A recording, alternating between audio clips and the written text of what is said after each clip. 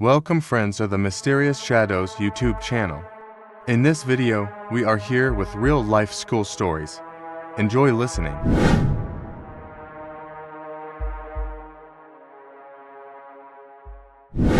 Andrea, a high school student, was going to be a university student by the end of that year.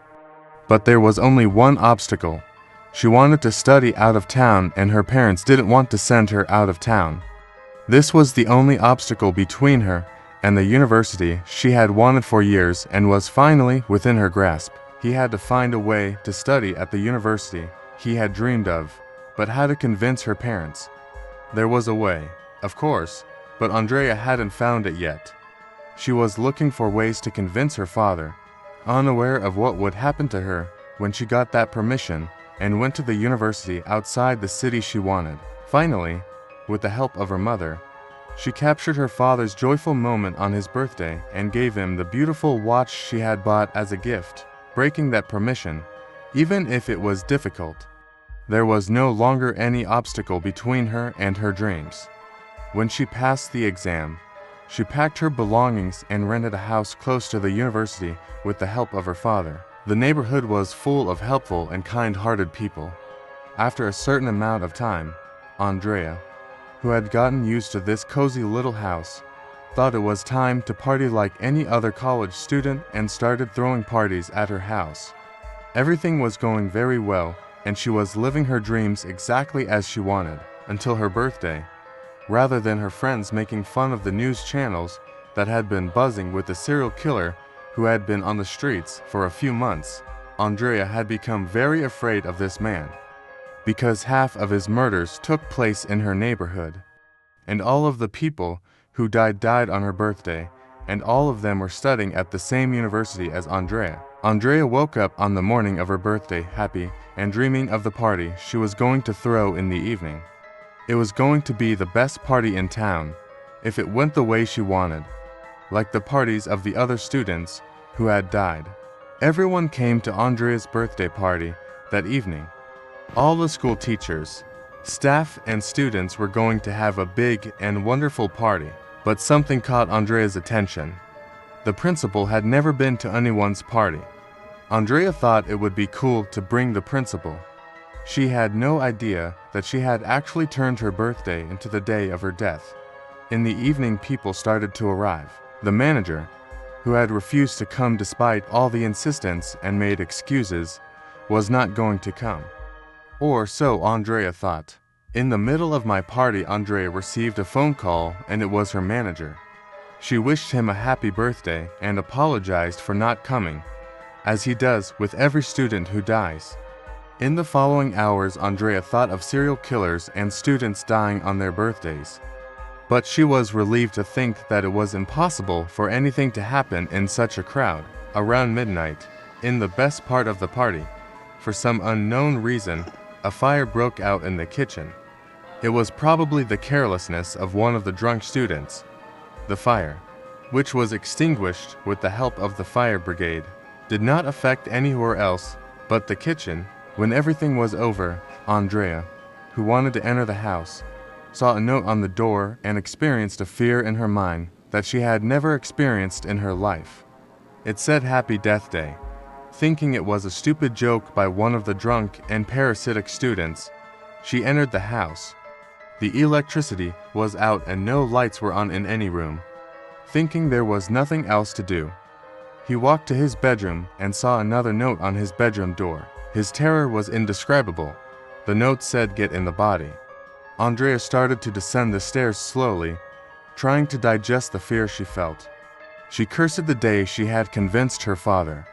When the door to the basement opened and she started to descend, the worst smell she had ever smelled in her life hit her like a slap in the face. The stench was disgusting and damnable and smelled just like a corpse. He looked for the lamp to turn on the basement light, and when he found it, he regretted turning it on. He sat down on the stairs and cried his eyes out to keep from fainting, because what she saw was what she had feared for months. The university students who had been murdered on their birthdays and whose bodies had never been found were hanging from the ceiling, and he was startled awake by a welcoming voice. This voice was not unfamiliar, That's what scared him. It was the voice of the principal she had spent hours trying to convince. Sobbing, she wanted to shout, but the blow to her head knocked her unconscious. When she woke up, she had one around her neck and a chair under her feet. The principal gave Andrea the same speech he gave to every student before he killed her. First of all, thank you so much for choosing our university, sweet Andrea. Without you and students like you, I could not have kept my promise to my master. You are my most precious ones. I love you very much. Happy Death Day. And then he kicked the chair away from under Andrea and watched with great pleasure as she suffocated. Andrea let herself die, knowing that no one could save her and the rope around her neck cutting off her breath. The principal fulfilled the deal he had made with the devil for years, promising one student a year. Months later, the principal's body was found mutilated in the basement of the school. Andrea's parents reported their daughter missing and reluctantly helped the police find the bodies. But when they saw their daughter's body among them, they'd accursed the day they had taken a leave of absence from the city.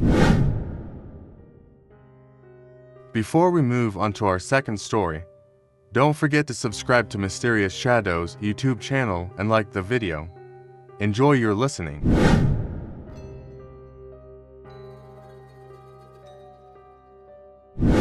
Located on the outskirts of Boston, the long-dormant Wilshire High School had been the subject of many rumors among locals. After the school closed, no one but security guards set foot in the building. However, 3 high school students, Mark, Lisa, and Tom, wondered if the rumors were true. One night, they decided to sneak into the school. It was dark. The street lamps illuminated the surroundings with a faint glow. The school door was slightly ajar, as if inviting them in. Mark switched on his flashlight and the 3 friends slipped quietly inside. "I don't think this is such a good idea," Lisa whispered, looking around nervously. "A little courage," said Tom. "We'll just check the place out and get out." As they made their way through the corridors, they passed classrooms covered with years of dust and cobwebs. Old lockers and broken desks reflected the bleakness of abandonment. Suddenly, they heard a faint rattling sound in the background. "What was that?" Mark paused, his voice trembling. Tom laughed and waved his hand. "Probably a mouse. Let's move on." But Lisa was not at all comfortable. "I think we should go back," she insisted. Just then, they noticed a light coming from the basement of the school. They looked at each other and headed for the stairs. The basement was darker and damp than the other floors. When they went down, they saw a large generator room. Inside, on a table were the diaries of a former security guard. Mark picked up one of the notebooks and began to read. "This is very strange," he said. "It's written here about a security guard. A man named John went missing while checking the school." Just then, the door to the generator room slammed shut. The 3 friends were startled. When they ran towards the door, they realized it was locked. As they looked around in panic, a shadow appeared from behind the generator. A tall man with an indistinct face was approaching them. "Who's there?" shouted Tom, his voice shaking. The man approached silently and his face appeared in the dim light. He was dressed in an old security uniform, but his eyes were empty and cold. "This is mine," he said in a deep voice. "This is the place I will protect." The 3 friends hugged each other in terror. The man's eyes were locked on them and he was closing in step by step. As Mark, Lisa, and Tom looked for a place to escape, they noticed a small window near the generator. They tried to force it open, but the man at the door was getting closer. Finally, they managed to climb out of the window and walked breathlessly away from the school. When they stopped in front of the door and looked back, they saw the man watching them. They hurried away and never went back to that school again. No one ever spoke again about what happened behind the closed doors of Wilshire High School that night. Mark, Lisa, and Tom tried to forget their fear, but the image of the man who met those empty eyes kept flashing before their eyes. And so the legend of the school came true. No one ever dared set foot in that building again. Thanks for listening. Subscribe to the channel to be informed about new videos. See you in the next video.